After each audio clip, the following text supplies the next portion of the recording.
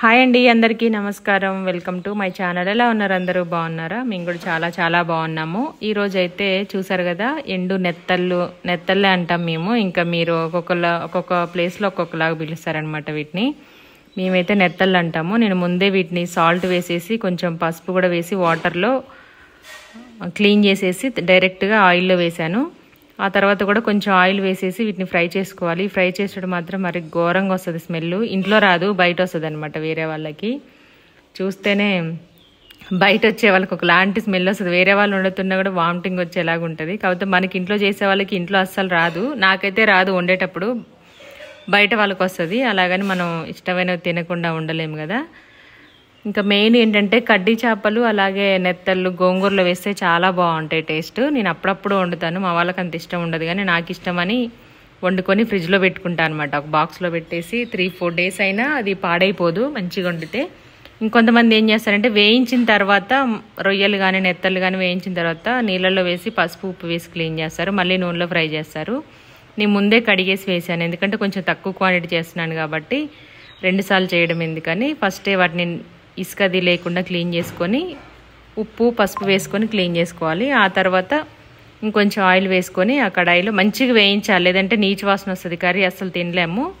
బాగా వేయించాలి, మంచి స్మెల్ వచ్చినా సరే మంచి కలర్ వచ్చేంత వరకు, క్రిస్పీగా అయ్యేంత వరకు వేయించాలన్నమాట. ఫస్ట్ టైం చేసే వాళ్ళకైతే చెప్తున్నాను. ఆల్రెడీ చాలామందికి అలవాటే ఉండుంటుంది రొయ్యలు నెత్తళ్ళు కడ్డీ చేపలు ఇవన్నీ. ఇప్పుడు అదే కడాయిలో 2 స్పూన్స్ ఆయిల్ వేసుకొని కట్ చేసుకున్న ఆనియన్స్ వేసుకొని కొంచెం పసుపు అల్లం వెల్లుల్లి పేస్ట్ అవి వేసుకున్న తర్వాత మనం ఫ్రై చేసి పెట్టుకున్న నెత్తళ్ళు వేసుకొని బాగా మిక్స్ చేసుకోవాలి. సిమ్లో ఉంచి బాగా ఉడికించేసుకోవాలి. వీటిని మరీ నీళ్ళల్లో వేసినప్పుడు ఎక్కువసేపు ఉంచినా అవి మెత్తగా అయిపోతాయి అన్నమాట, విరిగిపోతాయి. స్కిన్ బోన్ అది సపరేట్ అవుతుంది, చూసుకోండి. గోంగూర కాంబినేషన్ చేస్తున్నాను కాబట్టి నేను లేత గోంగూర తీసుకున్నాను, అంటే అప్పటికప్పుడే కడిగాను లేత గోంగూర. ఇది తీసుకున్న తర్వాత మొత్తం ఫ్రై అయిన తర్వాత దీంట్లో నీట్గా క్లీన్ చేసి పెట్టుకున్న గోంగూర వేసేసుకొని మిక్స్ చేసుకోవాలన్నమాట.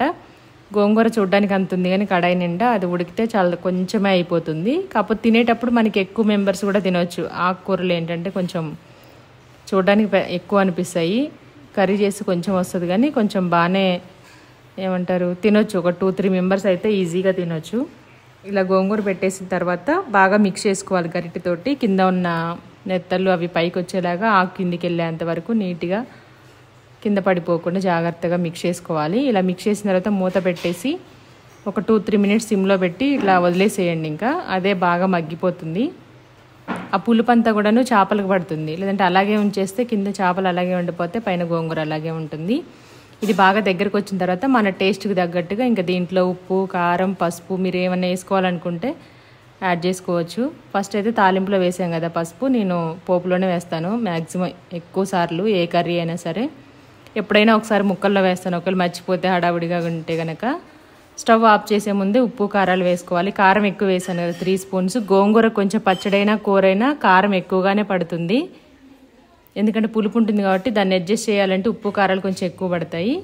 ఇవి వేసిన తర్వాత కొంచెం మీ దగ్గర ఉంటే మెంతిపిండి వేసుకోండి, చాలా బాగుంటుంది టేస్ట్. నేను ఫైనల్గా మెంతిపిండి కూడా కొంచెం వేసేసి మూత పెట్టి ఆయిల్ పైకి వచ్చేంత వరకు మగ్గించేసాను. ఇంకా ఆ తర్వాత రైస్లో పెట్టేసుకొని తినేయడమే. Thank you.